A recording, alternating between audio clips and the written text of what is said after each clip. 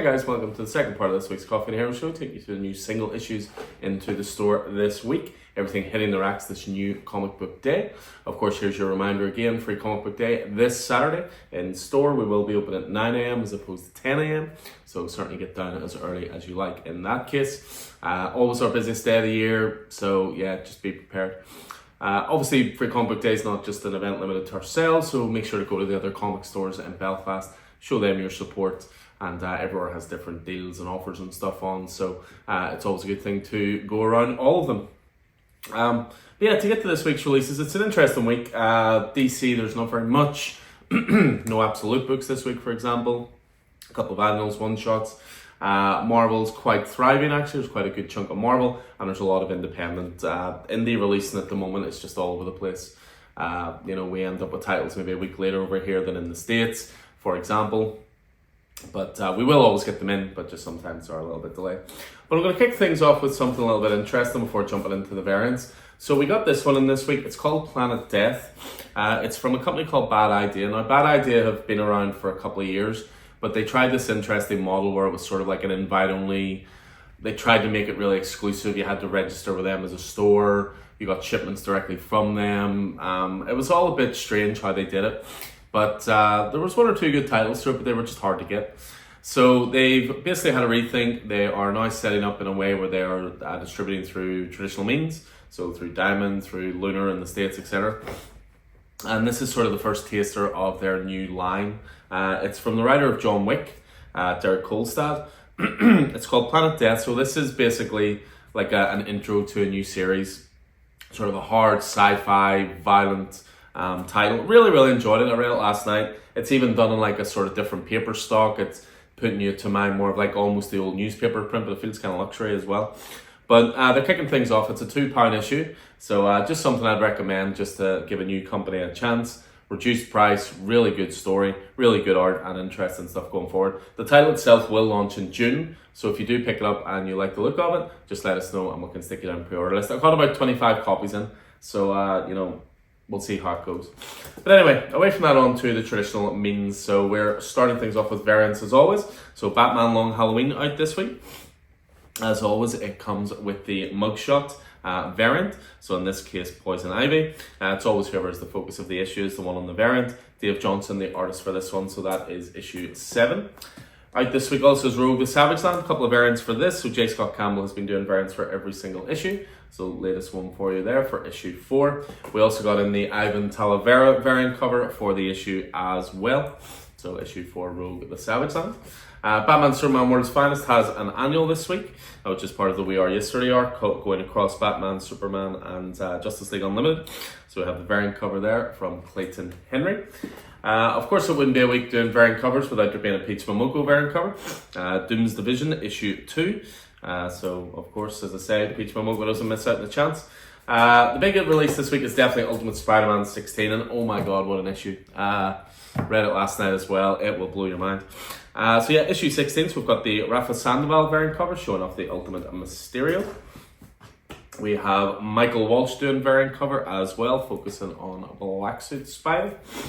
And because we order so much of Ultimate Spider-Man as well, we have the retailer incentive 1 to 25 variant covers by CF Villa as well. Another big release this week, including Spidey, is Godzilla vs. Spider-Man. So we have a few different variants here. We have the Greg Land retailer incentive 1 to 25 variant cover. We have the Patrick Gleason foil variant cover, which is a rather good one. Might be my favorite of the foils so far that they've done. Next up, we have Thundercats number 15. We have a Mark Spears foil variant cover for that latest issue of Thundercats. We have Universal Monsters The Mummy Rand Sook variant cover for issue 2 to finish off variants.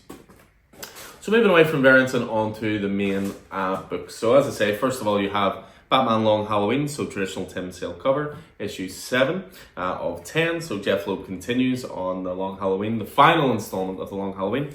Dave Johnson along for the ride on art this time.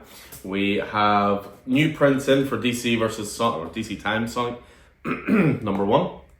They did new printings for this. We have issue 2s in the store as well. So we're playing catch up with number 1 and number 2. So have you covered there.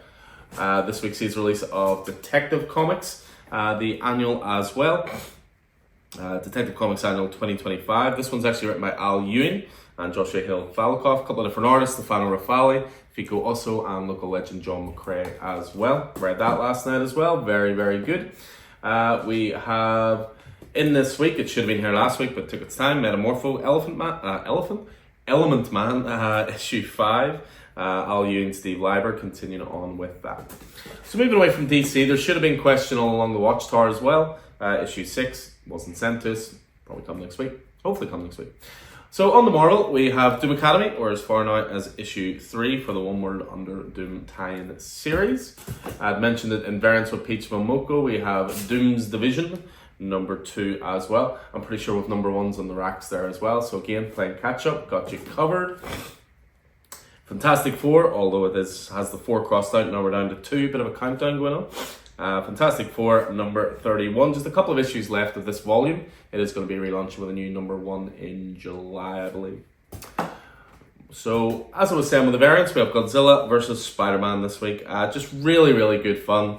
Nick Bradshaw on art, Joe Kelly writing. Read it last night. Just really, really good fun. And it continues as well to show that these are slightly linked. I mean, I was always wondering if they were going to be linked in any way or just one-shot tales, but they do reference that time Godzilla fought the Hulk, which was the previous issue. Next up, we have a one-shot, which is Kid Juggernaut. This was a new character introduced, I believe, through the Marvel Unlimited app. They had some digital-only series on there. It's been collected now into its own volume. Next up, we have the final issue of NYX. So a couple of the X titles coming to an end with 10 issues. X-Force, NYX, for example. I think X-Factor as well. So Colin Kelly and Jackson Lansing signing off on NYX. We have Red Hulk number 3 this week as well. So Benjamin Percy and Jeff Shaw continuing with that. You'll see the banner for One World Under Doom everywhere. It really is infiltrating nearly every title for Marvel. Rogue Savage Land number 4. So again, coming to a conclusion. I believe issue 5 is going to be the last for that one. A little bit of Star Wars. We have Star Wars The High Republic. Fear of the Jedi. We're at issue 3 now. I believe this is going to be the last phase of High Republic as well. Also, One World Under Doom tie-in, Thunderbolts Doomstrike.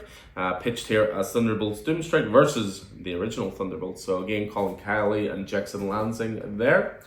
As I say, the big release is definitely Ultimate Spidey, issue 16. This will genuinely blow your mind with what they have set up in the Ultimate Universe. Hickman writing, Marco Cicchetto on art.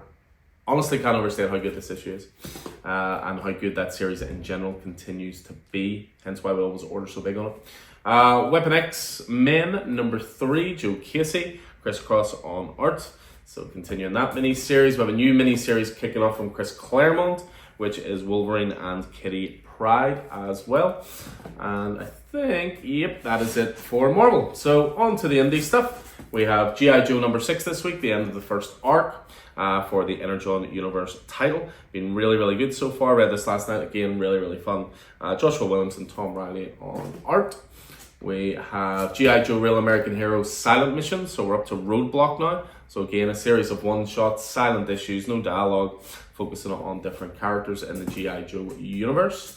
We have Jan-Size Wacky Races. This looks really fun. I haven't read it just yet, but one shot based on the Hanna-Barbera property.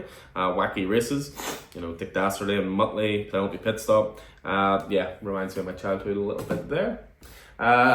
Continuing the Godzilla love, we have Godzilla versus Los Angeles one shot. So this is part of a series of one shot of Godzilla versus and then like different parts of America.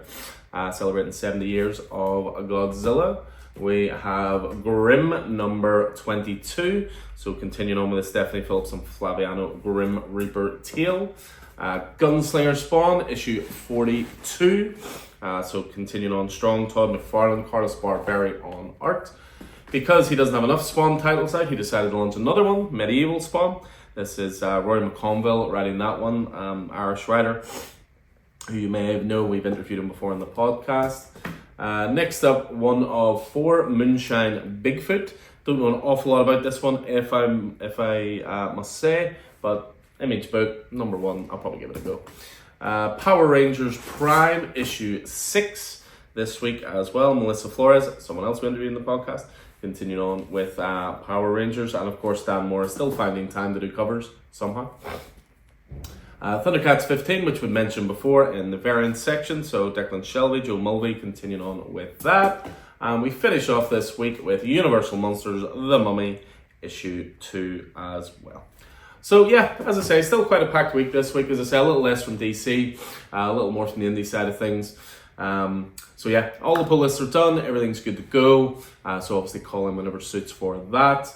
Again, that reminder, Free Comic Book Day this Saturday, 9 AM onwards and all day long. Free comics, discounts galore. As I say, always a great day, always a great atmosphere in the store as well. But until then, guys, I hope you enjoyed this. It's always good to keep you up to date with what's out. Obviously, we didn't get a chance to do a video last week, the delivery being as late as it was. We've got May coming up, just to pre-warn you, there's a couple of bank holidays in May. So again, there may be some delays with some of the deliveries. The world has to shut down for bank holidays, apparently. Go figure. But anyway, as I say, guys, hope to see you in store soon. Hopefully see you on Saturday for Free Comic Book Day. Until then, take it easy.